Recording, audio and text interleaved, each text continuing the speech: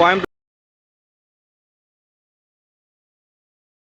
இது வாதப்புளையார் கோயில் சைடு இருக்குது, இது கிரீன் ஃபீல்ட்ஸ் இந்த சைடு இருக்குங்க. இது மெயின் ரோடுங்க. இது கிட்டத்தட்ட 200 அடி ரோடு படிக்கு மேலே ரோடு பேஸில் இருக்கிற சைட்டுங்க. இது வந்து எல்ஜி லேண்டுங்க, சரிங்களா. இது மேற்கு பார்த்து ட்ரையகிரி லேண்ட்